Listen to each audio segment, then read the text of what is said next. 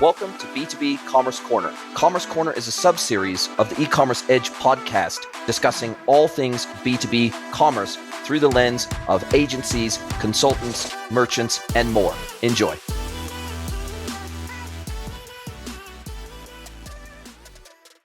Hello, everybody, and welcome to another episode of the E-Commerce Edge podcast. And before I introduce my next guest, I would love to encourage you to go to wherever it is that you listen to your podcast the most. Hit subscribe, hit follow, hit share, do all those great things to help us with the algorithms. We have an amazing back catalog of over 421 episodes of this podcast now. We want to get it out to as wide of an audience as possible so that the people like the guests that I'm going to introduce you now have a fantastic broad forum to share their knowledge with me and my audience. Thank you very much for all of your help doing that. Now, I'd love to welcome John SURDAKOWSKI from Avex Ecommerce. Welcome, John. Thank you so much for having me. I was actually looking at your LinkedIn earlier, and we have 1,300 shared connections, and I'm just surprised that just this past week or two was the first time we really connected. And it's funny you say that because I've actually been following your content on LinkedIn for pretty consistently, I think for at least 2 years now. I've tried to interact. I've tried to comment where it makes sense for me to comment, where I've actually got an opinion. You are really active on LinkedIn. I have a lot of respect for that. I was obviously as an agency principal, but you got to be out there. You got to be mixing it up. You got to keep your agency visible. You got to keep your personal brand visible. And reach has dropped quite a lot on LinkedIn over the last year or so in particular. And it's harder than ever before to get cut through on that content. Whenever I see content like yours that I like and I enjoy and I respect, I always try to give it the boost, always try to give it that comment, the share. And I think you put out some really insightful stuff based on your experience of being in this game for a very long time. I think you put out some great content and I really respect you for doing it.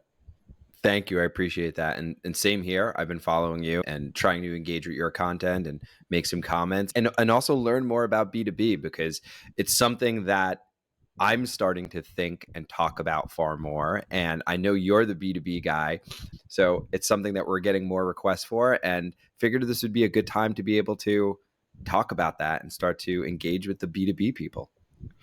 And what's fun is that I've actually had, you're an investor in, you don't just have your own agency, you invest in other SaaS technologies, you invest in other players in this space, some brands as well. You're an investor in Grin. So you're not just an agency guy, like you are really deeply immersed into this whole e-com, omni-channel, digital retail world. And what's funny is I've had the Inveterate guys, I've had a few of the companies that you have invested in, I've had them on the podcast before. So to your point, we got a lot of overlaps in our community, don't we? Yeah, absolutely. And I've tried to focus on investments that are within my wheelhouse. I don't want to really invest in anything that I don't understand. So I focused on things that help e-commerce brands, mostly technology and SaaS, so stuff in the e-commerce space. I have one new one that I might be getting into that's outside of that, but still within the tech world. So I try to just play in arenas that I know. And look, I wanted to get you on because you do have historically that real sharp D2C, B2C focus, helping retail brands build their brands, build their channel mix, build their digital capabilities, build their go-to-market capabilities, give them the tools that they need, the training they need, the interfaces they need to be able to do this, the system integrations to back office systems, the ERP integrations, etc. That's where you've been immersed. But the last conversation we had off air, you were talking about the fact that even you have started to recognize and see more of a groundswell of demand and requests from not only your existing D2C brands that maybe want to establish a strategic wholesale channel and asking you, hey, John, how do we do this? Do we need to build another storefront? Do we need to stay on Shopify? Do we need to implement another platform? Or pure B2B players that come to you and say, hey, John, I know you're really famous for this D2C, B2C stuff, but can you help us with B2B as well? And this is a change that even you, being so heavily focused on D2C, have even recognized yourself. Yeah, absolutely. And I think there's a couple different buckets to put some of these requests in, because some of them are, as you described, D2C brands that are introducing a B2B channel. And I feel like about 4 years ago during lockdowns, we almost saw the reverse. We saw a lot of B2B companies that did wholesale or sold mostly to retailers. They didn't have a brand really, right? They just had a company, they made the product, they sold it to stores. We're starting to see, we saw them introduce D2C channels during that time because they needed to open up new revenue streams. And I feel like we're almost seeing the reverse. We're seeing D2C brands who want to get into B2B, but we're also seeing brands that are B2B and we're not making best use of the technology, whether it's on another platform or they're even on Shopify already. But we're speaking to one right now that's been leveraging just their regular Shopify Plus core channel. Actually, no, it was not even Shopify Plus. It was like Shopify Basic or Advanced for their B2B. And it's not very transactional. It's just you could see the product, you could see what's going on there. And then there's a call to action to call somebody on the phone or fill out a form. So it's not really technology supporting anything. It's just basically an extension of a digital brochure. So we're seeing some of that. And then we're also seeing some of the big B2B players who are considering platforms like Shopify because maybe they have a homegrown system. Maybe they're using pen and paper for some of this, or everything's duct taped together. And it worked for D2C. It'll probably work for B2B because we're both just selling to humans. And those are the three buckets that we've been seeing far more over, especially over the past 12 to 18 months. And I guess for you, one of the challenges is that if you haven't been deeply living, you've been living in this world for well over a decade now, and if you haven't been living in the B2B world all that time, then it makes it hard for you to necessarily even know exactly where to begin on your typical discovery process, on your typical solution architecture process, on your typical engagement process, your typical scoping, pricing, proposal process. How should we be pricing these projects? How should we be recommending a crawl, walk, run approach for these B2B brands? Like all the things you take for granted that like the back of your hand for the D2C and B2C world, those aren't always directly transferable to the B2B world. So it's a bit of I guess, an interesting learning curve opportunity for you at the same time. Yeah, definitely we're aware of some of these systems that are out there or processes that B2B companies have to deal with. But you're right when it comes to our processes and our scoping methodologies or our project management methodologies are primarily for have to deal with is fashion. Of course, once they get to a certain scale, technology also is looped into that. It's equally as important. But at the end of the day, they're hiring agencies and working with agencies that create things that look good, and they'll figure out the rest. But when it comes to B, they do want a better user experience and good design. So some of those things, of course, can translate. I think everyone's kind of past the myth of, oh, B2B doesn't need the same level of user experience and UI that D2C does. No, it's just as important, if not more important, because your conversion rate and your sales are going to be much higher and your cost of acquisition is probably higher. So yeah, conversions and user experience does matter, but maybe the bells and whistles of the design or all of these things are less important on B2B, but that shifts other priorities to the tech stack, right? And scoping that out and being able to create something that is in some cases net new, that's another level. And again, I would look at those buckets that I mentioned earlier. If I have a $25 million or $50 million a year D2C brand that is just launching B2B and they want to launch on Shopify, that's not a huge level of effort. They could probably get away with most of the out of the box capabilities of Shopify and maybe bringing in a couple of external systems. Fine, it's going to be slow to start and they could grow with it and everyone learns.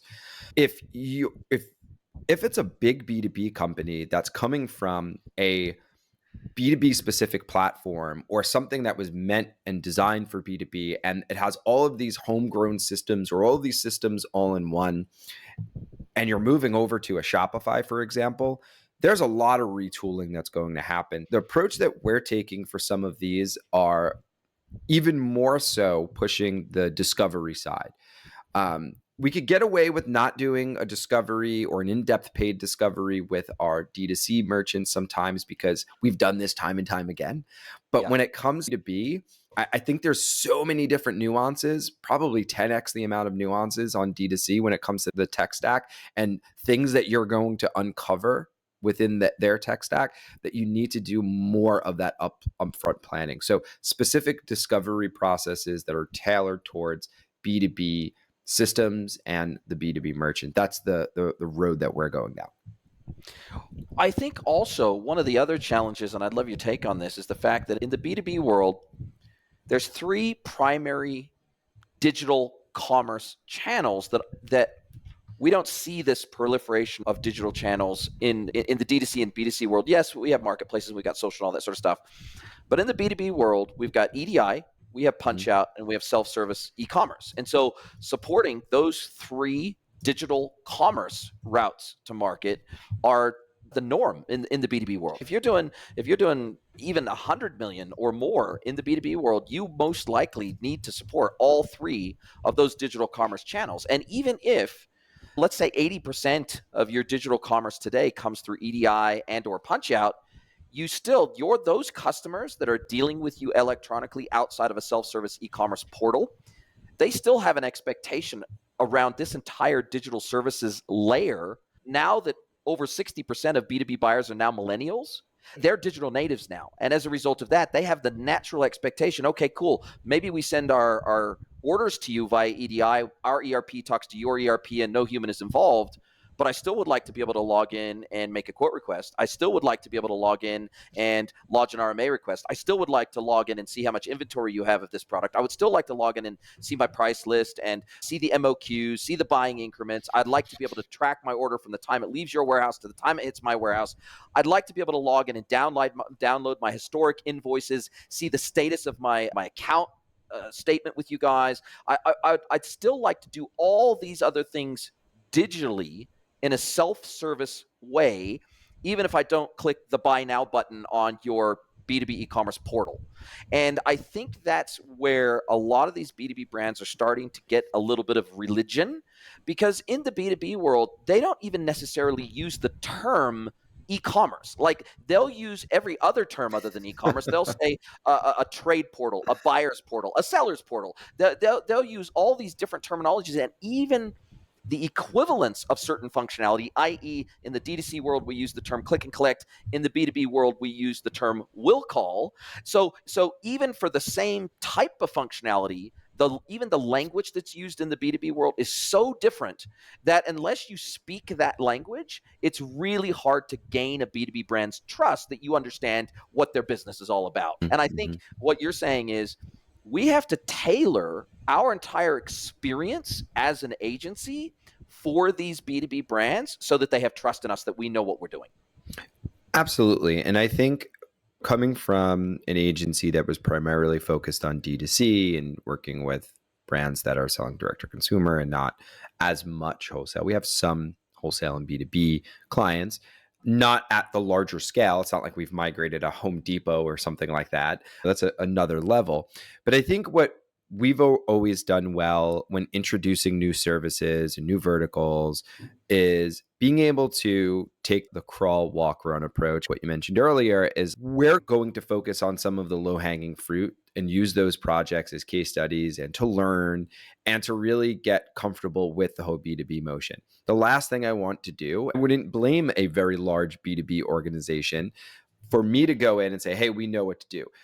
Where I think we could bring value is working with people like yourself, experts in the B2B space, where we could bring value on the user experience and on the front end development side and on the Shopify side, and collaborate with B2B experts and bring those people into the organization, either as consultants or contractors or full-time hires.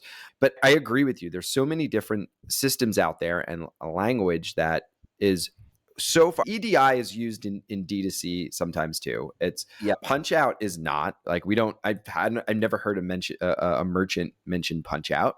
EDI we hear it, and with EDI used to be a big part of e-commerce, and it was primarily what you needed to do. We did a Magento store when we actually were doing Magento maybe about 8 years ago before we started to grow. I started to grow the agency, and it had to be through EDI, right? We had to set up an EDI connection, and I forgot what we used for it, but it used to be until Shopify started to become far more popular and do a lot of these things for you.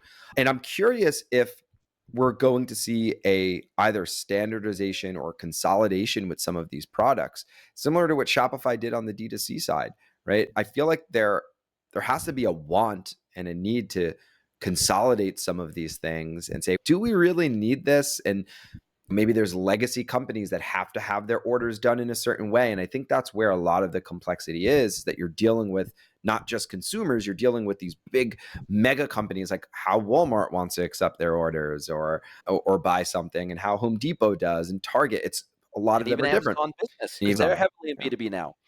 Exactly. And I don't know who's going to push that forward, but there's a lot of opportunity there to consolidate and standardize some of these things. And I think it's going to take quite a while before we see any of that happening. I think one of your posts was talking about that, and it seems like there's such a diaspora of B2B platforms out there, and it's pretty fragmented. And I 100% agree with you. And I think I even commented that, look, there's well over 20. There's probably more like 30 Mm-hmm. mainstream, pretty well-known B2B focused either solely B2B or heavily B2B focused e-commerce platforms out there. And there has not yet been the same level of consolidation in the B2B commerce market like there has been in the D2C and B2C market, right? If you look at the B2C and D2C space now, Shopify and WooCommerce have all but won that. If you want total flexibility, cheapness, and self-hosting, you're probably going to go, and you want open source, you're probably going to go with Woo. If you want ease of use, if you want a massive ecosystem with 20,000 apps and a massive SI ecosystem and all the security be worried about by the vendor and scalability worried about by the vendor, you're probably going to go with Shopify. It's almost a no-brainer, especially if you're a startup today. You're probably going to, let's say, Mm-hmm. if you're a startup in the D2C or B2C space, you're probably either going to go with a Shopify or a WooCommerce, and they're just going to continue to win and consolidate in that space. I think moving forward, I think platforms and front ends like Elementor have helped to make onboarding WooCommerce into your business a little bit easier, and so therefore they're really trying to keep up, so to speak, with Shopify. But in the B2B world, we haven't seen that level of consolidation yet. Now, Shopify's trying, don't get me wrong. And anecdotally, I've heard from my connections in the Shopify community that over the last 18 months, they've spent over $650 million on B2B on Shopify Plus. Now, that is not, even if it was half, that is not chump change. That is a massive investment. So to me, that is a recognition by Shopify. That is the next big enterprise opportunity they see in the market, right? They're trying to go up market. They're trying to charge more for their platform. They're trying to justify raising the prices of Plus every year. They're really trying to become more deeply embedded in the business operating system of these large enterprises. And they see B2B as a massive way to do that, because the price sensitivity, especially for these larger B2B enterprises, the price sensitivity is just not there. Like, they're not as price sensitive as some of these smaller startups in the D2C and B2C world. They've already got these big heavy duty back-end systems. They've got big heavy duty ERPs. They got big heavy duty CRMs. They got big heavy duty PIM systems. They've got these big enterprise class B2B business systems. And so therefore, if Shopify can tap into the bloodline of these enterprise B2B businesses, then they know, geez, this is a massive untapped enterprise opportunity for us. And I think they're really starting to get it feels as an outsider looking in that Shopify is getting a bit of religion about B2B. Yeah, I think that a few things to unpack there. And some of this, of course, is my opinion on Shopify and their direction. And I promise I'll get back to B2B. Shopify have set their sights on the unified commerce approach. And that is direct to consumer, that is point of sale, and B2B and international. Enterprise is part of that, but that's overarching. They want enterprise within all of those categories. But that's unified commerce of omni-channel, B2B, point of sale. They're making a heavy push into retail. And I feel like those are the two things that they're going to focus on the most in the coming years. So I agree with you on the B2B side, equally as much on the point of sale. And those are the two that they've been investing in heavily, but they have to invest far more to be able to get those platforms to be able to meet the needs of where they want to be. There's only about 200 or so merchants on Shopify that are doing over 100 million. Some of those merchants are really big and are crushing it, and Shopify is making a ton of money off of those. But their bread and butter and where they're making the most money are the SMB and the lower mid-market brands, because they don't have, there's 60,000 that are doing between 1 and 10 million or 1 and 25 million. And then there's hundreds of thousands that are doing below a million, right? And that's Almost like a side hustle. Like a lot of those would be yeah. side hustles. People have a 1 or 2 product business. Maybe it's even just a drop shipping business and they're running it from home as Yeah. a side hustle for some extra money. Exactly. And some of those could only be doing $100,000 a year or $500,000 a year, but times that by a million, you have a fair amount of revenue coming in from that, whether it's through transaction and their monthly subscription fees. But I think to your point, they've already owned, and I wouldn't say completely maxed out, but they're getting to the point where they're maxing out their total addressable market, their TAM, when it comes to the middle market and the SMBs. Those, like to your point earlier, if I'm launching a new brand, it's going on Shopify. I can't imagine, I would never want to use like a WooCommerce or even a BigCommerce. Shopify owns that.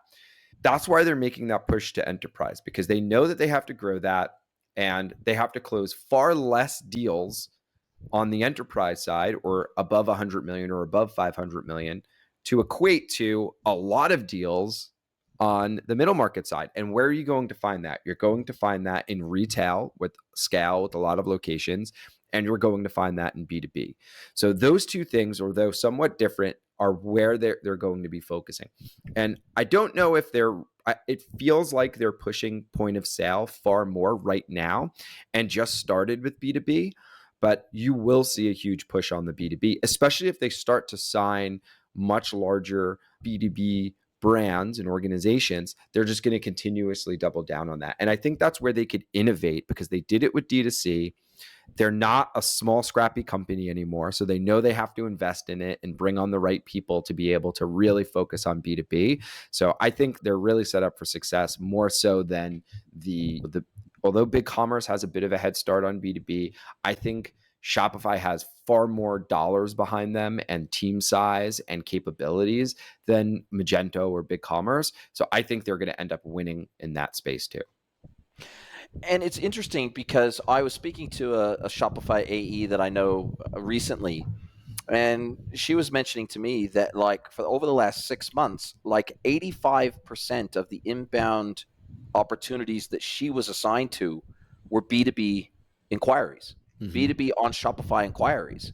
So clearly that message is getting out. Clearly whatever marketing they're doing behind the scenes is working. Clearly whatever push they're making internally to say we want more strategic B2B accounts on Shopify that we can parade around, that we can create white papers around, that we can put up on stage, that we can speak about at editions, that there must be some form of an internal mandate to say, hey, look, we're making this massive investment in product to be able to up-capable the product and lift it and add all this B2B functionality and all the core data primitives you need to support all these complex B2B use cases.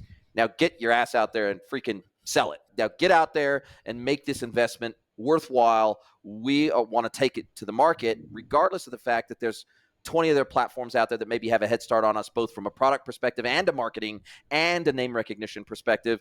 I don't bloody care. Get out there and make it happen. And they've got, to your point, it feels like they've got maybe not deeper pockets than anyone else, but certainly some of the deepest pockets in the game.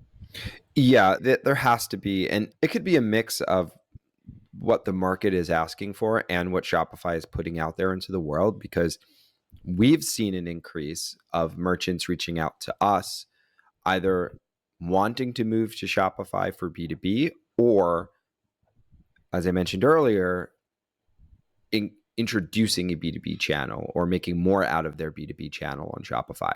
I think it's growing in the market, and Shopify does a really good at telling a story. So their marketing team is far better than BigCommerce and Magento and Woo and the others. I think they have a Even killer marketing Salesforce, team. Yeah. even some of the big boys and girls. Like Mhm. I feel like from a e-com perspective, Shopify's possibly the best platform marketing team, product marketing team on the planet around e-com. Yeah, absolutely. And they're really good at telling a compelling story, especially when they win a new big logo. So when they do win that a really big merchant, there's going to be a lot of storytelling around that. And it's a compelling story. It's going to be around total cost of ownership, streamlining efficiency. There has to be different talking points, but they can borrow some from where they've been successful on the D2C side. A big part of that is going to be total cost of ownership, improved efficiency, streamlined operations, etc. Time to value, all that Time sort of stuff. time to value, all of that's going to be there. And I think that's going to be an easier conversation with B2B merchants, because the biggest thing that they want to do is increase revenue, increase dollar amount. Whereas I feel like on the same is true on the D2C side, but there's that other level of where Shopify has had to dig themselves out of, is being like a templating system, a theme system. Well, we don't want to look like every other Shopify brand. You don't have to. You could design it any way that you want. But a big reason why some of the elevated luxury brands have been hesitant or were hesitant in the past was because they thought they had to use a Shopify theme. And that's so untrue. And that still lasts to this day. But I do think that, like on B2B, if they could just have the money conversation and the operations and efficiency conversation and quadruple down on that, I think it's going to be a much easier conversation with B2B, because they're far more open to being transactionable. Whereas D2C, they're a D2C It's brand look, that's it's feel, it's brand, it's yeah, warm and fuzzy. marketing.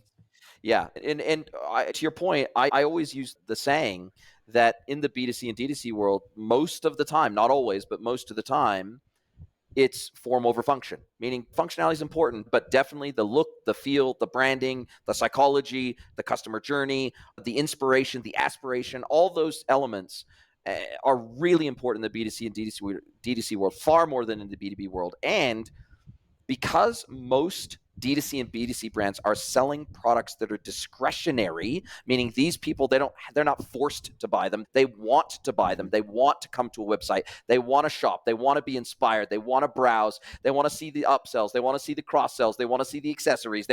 And in the B2C and D2C world, typically when you're on one of these websites, you're seeing products that you recognize. If I see a coffee mug, I know it's a coffee mug. If I see a t-shirt, I know it's a t-shirt. In the B2B world, because products are oftentimes much more technical in nature, and because in the B2B world, I'm usually buying as part of my job. I have to make this purchase. It's not a discretionary purchase. I want to get in, make my purchase, and get the hell out as quickly and easily and seamlessly and as friction-free as humanly possible. The goals on the B2B side are oftentimes it's function over form, meaning that I'm not engaging typically as an agency in your case. With the B2C side, you are 9 times out of 10, you're engaging with a marketing team, you're engaging with a branding team, you're engaging with a retention team, you're engaging with mostly marketers. Those are Mhm. the people that have a lot of influence over that experience, and maybe it's the brand manager, etc. On the B2B side, many B2B brands don't even have a marketing team. They might have a sales team, they might have field sales reps, but they don't Mhm. necessarily even have a marketing manager. So the reality is on the B2B side, you're dealing with ops people, you're dealing with technical people, you're dealing with IT teams, you're dealing with business systems, you're dealing with maybe the head of RevOps or the head of sales, but you're not oftentimes when I engage with these B2B brands, I'm not engaging with somebody from a marketing team because No. either they have one person in marketing out of this $200 million company, which is beggars belief, but that's just how B2B has grown up. Like they've evolved to live and die by the power and success of field sales and customer service, of course, which oftentimes takes a lot of orders in the B2B world as well. And so as a result of that, they are worried about what is the functionality you can bring to the table to make this transaction frictionless for my customers and take away some of the cost layer and the human factor, right? We want to free up and when I go in and I'm consulting these B2B brands, a lot of times I'm the devil when I come in because the sales team, they go, oh, you're trying to get rid of us, aren't you? You're trying to replace us with a computer. And I try to explain within 15 minutes, 10 or 15 minutes of talking to sales teams, I end up being their best friend because what I want to do is I want to take away all the shitty admin work, which constitutes up to 60% of their time, where they go out and they do a field sales, they take an order on an iPad, and then they come back and they got to key it into an ERP, or they got to key it into a warehouse management system, or Bob down the road, my client needs the latest price list or whatever, so I have to pull it down off the network drive as a CSV, and then I got to attach it to an email, and I got to send it to him. I got to send him a PDF catalog of our new products. I got to send that to him. I got to send all this stuff, and I got to do all this admin function. I've got to handle his RMAs via email. I got to take his quote requests via email or fax, God forbid, which still happens in the B2B world. I got to process that manually, and then I got to get the information back into his hands via email or via Slack or via WhatsApp, or I got to go and visit him down the road. The reality is that a whole ton of this admin work, I want to free up salespeople to go and do what they do best, which is to create new relationships and build existing ones. And if I could take 80 or 90% of that admin work away and digitally service that to the customer in a self-service way, man, that's a win-win for absolutely everybody, because the buyer doesn't want to have to wait for his sales rep to be able to get back to him either. They want to be able to self-service half that stuff themselves, but yet they still want the box seat tickets. They still want to go out to the flash dinners that the sales reps are going to take them out to, the flash boozy lunches. They still want all the relationship stuff, but they want to self-service the actual stuff that allows them to do their transactions quicker. 100%. And there's even more, like some of the things you mentioned could be done so much easier without having to send like catalogs and update. There's products in the D2C space like TapCart that allow you to turn your site into a mobile application. That could happen too with B2B, where you're able to have content that's delivered, push notifications to your customers. That's going to really empower salespeople to not have to worry about the administrative stuff of filling out a form, but building relationships, making the sale. Attribution is going to be a lot easier. Your commissions are going to get a lot easier. But there's so much that you could do with mobile, and especially the last thing someone wants to do is go from what they're normally doing when they're buying products on Amazon and D2C to then when they go to work, they have to deal with these complex forms and this way to be able to buy something. Make it easier for them. And the B2B companies that are focusing on technology and improving and streamlining operations and customer experience and user experience, they're going to win over their competitors, because yeah, relationships matter and relationships are important in sales and in B2B, but you start to remove that layer of complexity and that human interaction sometimes, and that buyer is going to be like, Joe allows me to do it from my mobile phone while I'm sitting on the couch with a seamless process of reordering. Bob over here, I have to fill out a paper form and fax it or get on a phone with him and negotiate. There's so much opportunity and room for growth in B2B.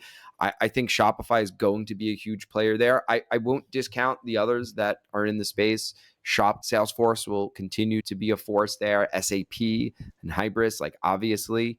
Oro, big, yeah. lot. There's, like I said, there's a ton of them out there. I think Shopify, its claim to fame, especially in the B2B world, is also largely ease of use. That's because historically, setting up a B2B commerce solution has not been easy, it has not been cheap, and it has not been fast. So I think if you look at it through that lens, there's a lot of those competitor B2B platforms out there today that are using as one of their taglines, our goal is to be the Shopify of B2B, which effectively means, with all that brings to the table, fast, relatively cheap, and real easy to get up and running on, and real easy to get integrated with my other systems, right?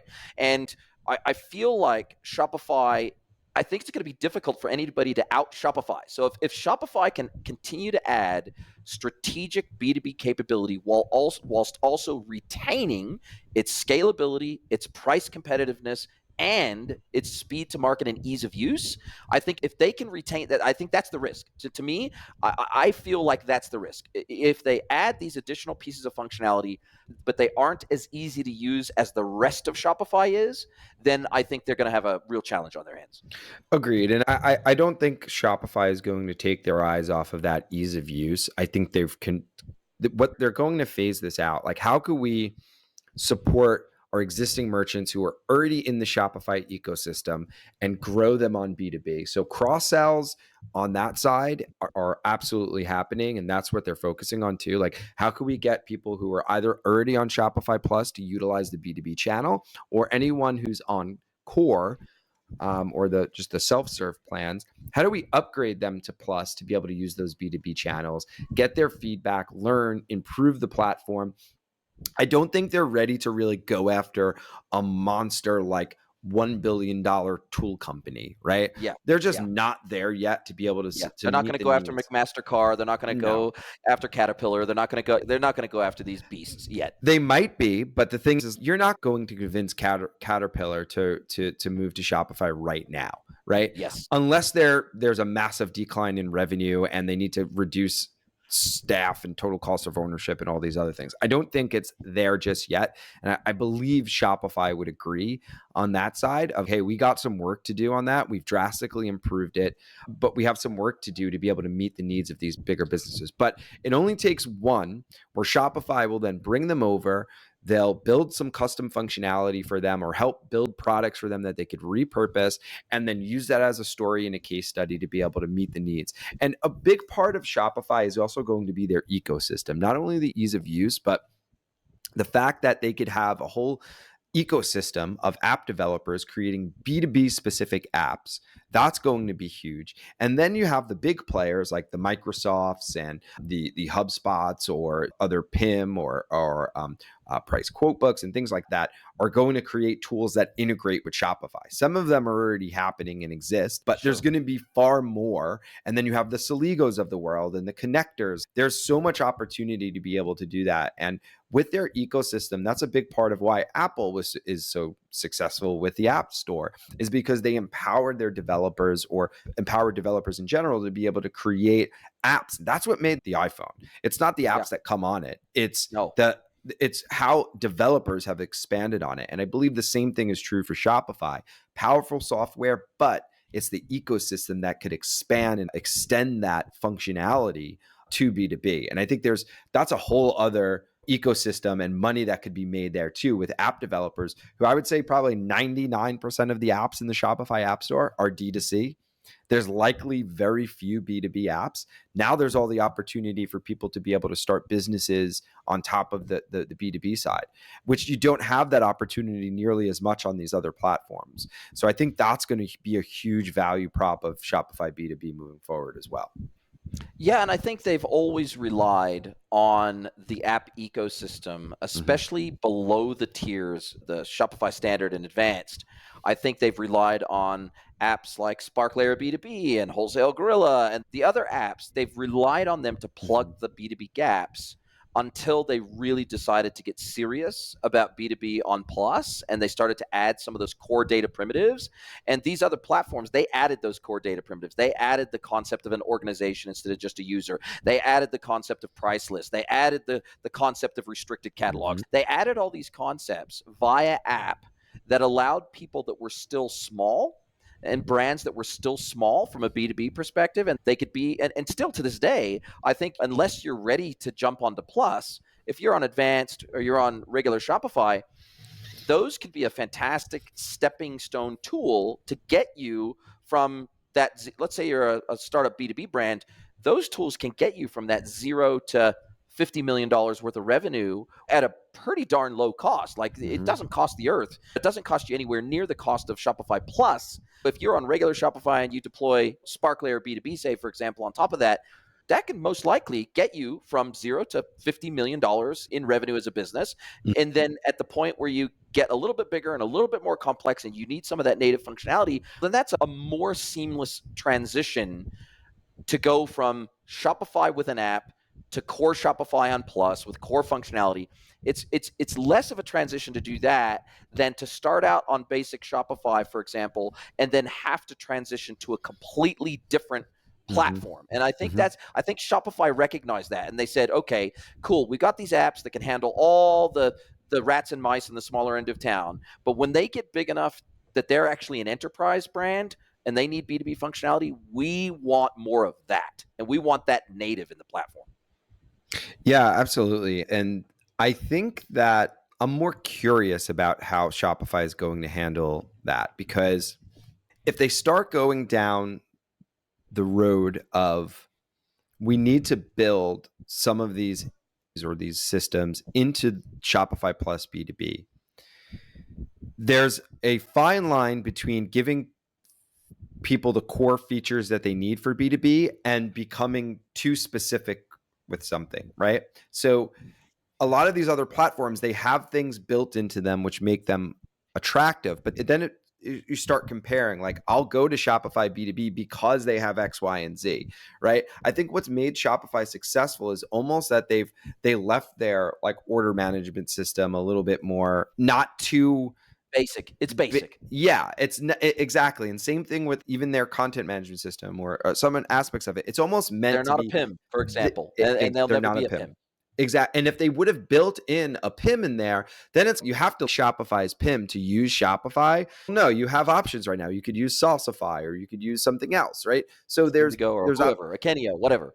yeah, and I feel like they're going to do the same thing with B2B, is like just go to the edge of meeting the need and being that foundation, and then empowering other SaaS companies to extend that. And I think that's something that Shopify has done really well that some companies like Oracle have not. Like, you have core Oracle features. It's you either like them or you don't, and if you don't, then it's not the platform for you. But those features might be super powerful for you. Same thing with a lot of the other platforms. Where at Shopify, it's, look, we have the things that are going to meet your needs and you could grow with it, but if you've outgrown it already, there's this whole ecosystem of tools that can integrate, and it's a lot easier to do all of that.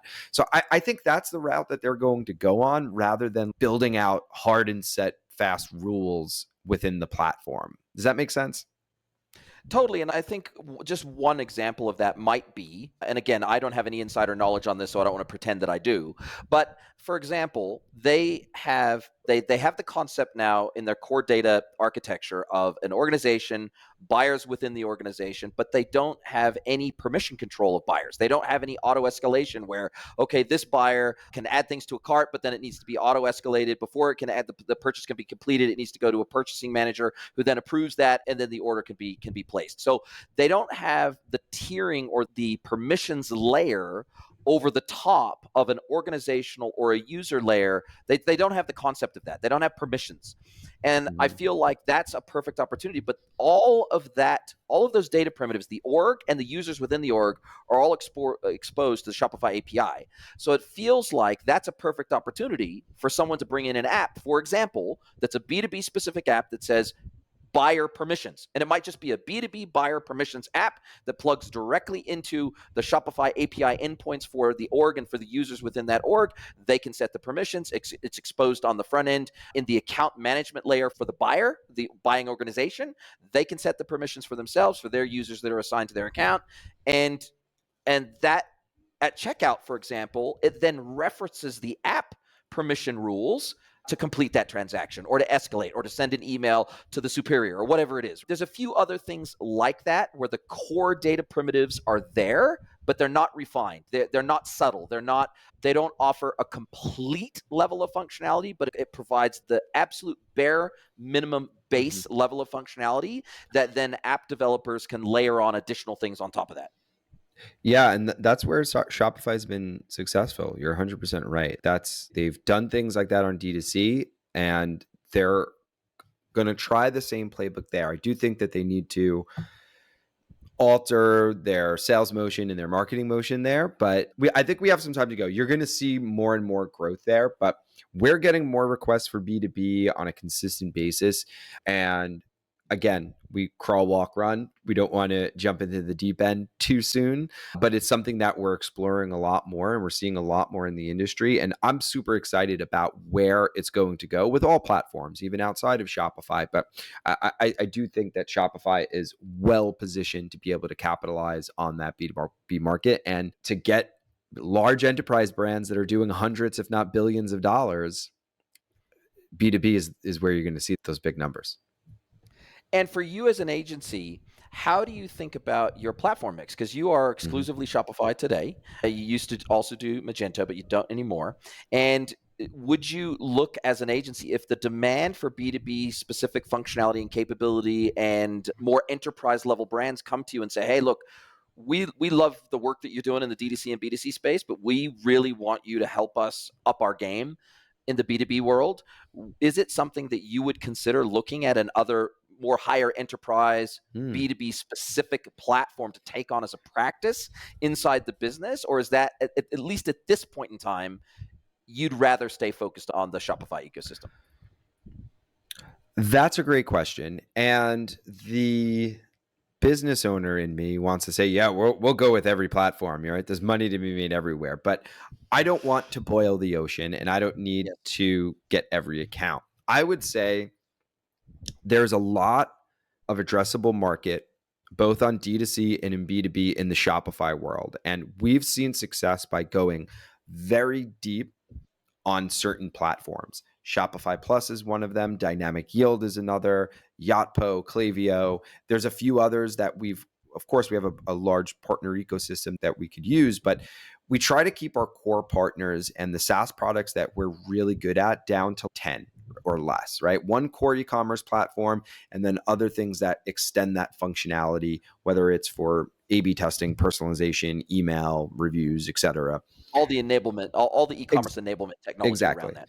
But we try to keep it into one or two per category. We don't try to go with 3, 4, 5 because we want to really understand that technology.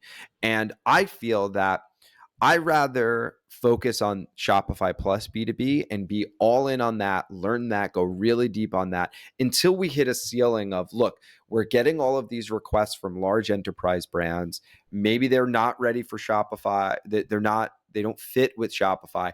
What I would want to do is if we ever introduce another e-commerce platform, have it be an alternative, not something where it's like BigCommerce and Shopify. I feel like if you're an Yeah. agency and you're Yeah. doing both of those, it's like you're almost comparing apples and apples. It's just going to be a race to the bottom with price. It's Yeah. not necessarily like capabilities that you're comparing too much. But if you're comparing something like Shopify and commerce tools, two Yeah. very different methodologies. One is Yes. mock and one is completely composable, and one is like a mix of composable and monolith, right? Mhm. So I think if we were to explore like a B2B specific platform, we would be very selective, and it would have to be something that is a Wildly polar different, opposite. basically, Yes, like wildly different than polar Shopify. opposite than Shopify. Exactly. Wildly different, where it's okay, we opened up a new revenue stream and we could support certain merchants that have considered Shopify and vice versa. So those are the platforms that we would consider both on the D2C and the B2B side, because it almost feels like we're competing with ourselves. Yes. And we also like to go very deep and have an expert knowledge of the platforms that we work on. And I feel we did that with Shopify. We're going to continue to do that.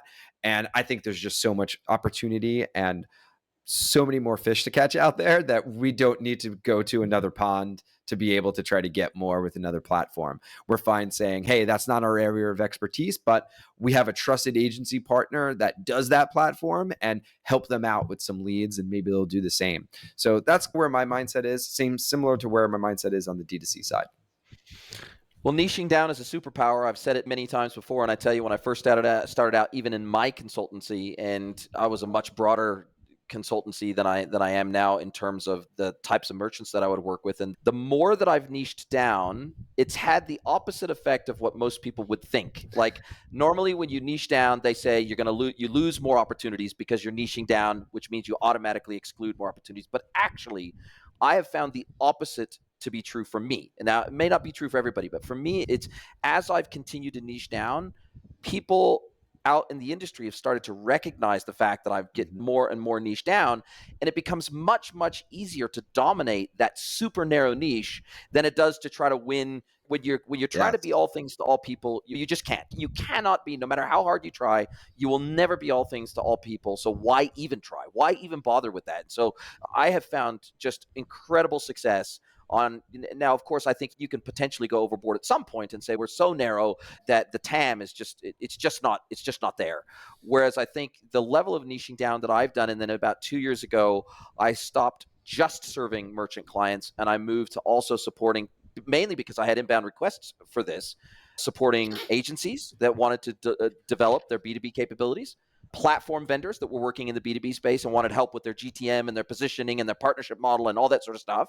And then investors that wanted to invest in the space. And I've expanded services in that way, as opposed to expanding the type of merchants I will work with, completely expanding the service types that I offer, but they're adjacent. They're immediately adjacent, and it's all B2B focused. And so I totally respect the fact that you have taken that desire and potential of niching down. I don't want to say to an extreme, but certainly we as entrepreneurs, there is this thing where you want to snap at the shiny thing, Yep. where we want to pursue every viable opportunity out there.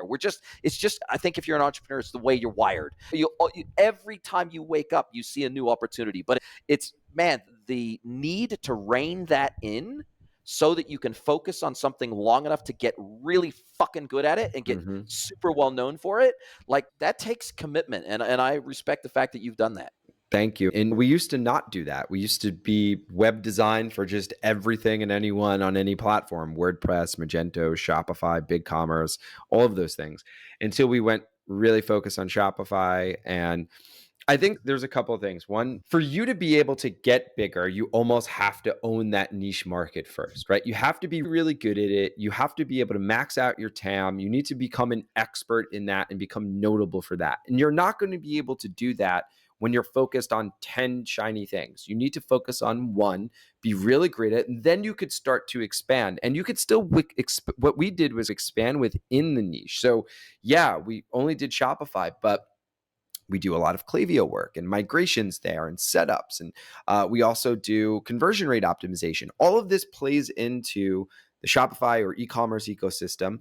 And we'll jump out of that ecosystem sometimes. We like to say that we're platform specific and design agnostic, because we've designed some really great things for brands like Hugo Boss and Calvin Klein who are not on Shopify. We could dance around it a little bit, and we have expanded, but to really step further out and focus on another platform, I just feel that it's a long-term investment and you have to be really committed to that platform. So there's a possibility of it happening in the future. And I think once you've niched down and you become really successful, you do have to expand out, but you don't want to do it too quickly, and you want to do it very thoughtfully. Man, I couldn't agree more. John, it's been a fantastic conversation. An hour has absolutely flown by, as I assumed it would. You're a great conversationalist, and you know your shit, and I always enjoy speaking with people that know their way around their industry and have done that niching down work over many years and decades.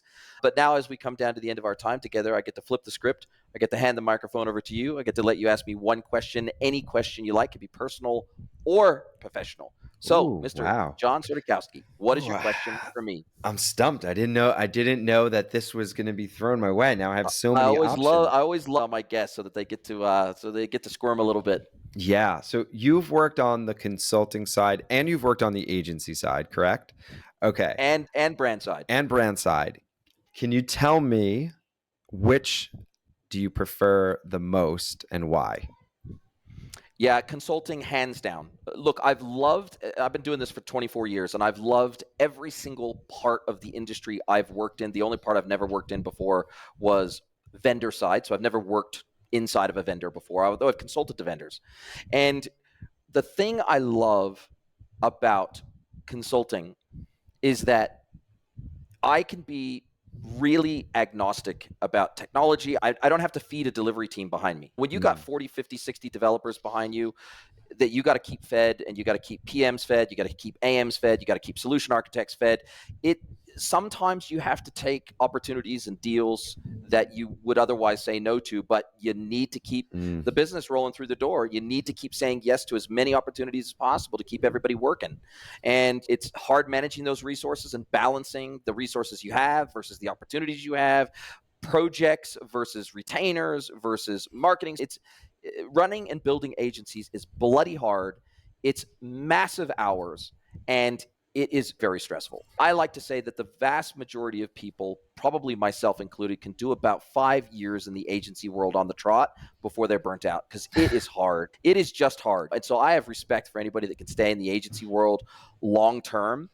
I loved agency work. And when I was in and building agencies, the thing I loved is that it compresses your learning rate massively. Mhm. I learned more in the shorter period of time working in the agency world than in any other thing I've ever done.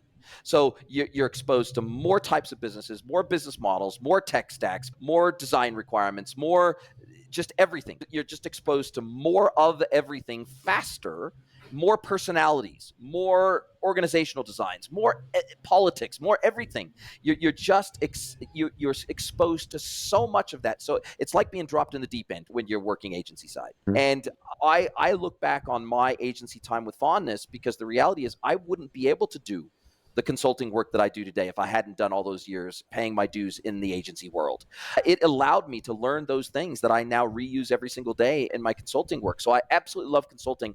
I love the fact that I'm able to be more platform agnostic because I don't have a delivery team behind me. I'm able to be more location independent because I don't really ever have to do anything on site with customers. I can do everything remotely. There's a lot of flexibility and freedom that comes along with being a consultant that you don't get when you're an agency or a brand. And those are the things that I love. Amazing. That's great to hear. Great answer. And I appreciate your time today. And thank you for having me on as a guest. My pleasure. Thank you for coming on the show. Now, I'll drop a link to your LinkedIn profile in the show notes, as well as the Avex website in the show notes. Other than that, how do you like people to get a hold of you if they want to chat all things e-commerce, D2C, B2B, everything else, especially on Shopify? If they want to get a hold of you, what's the best way?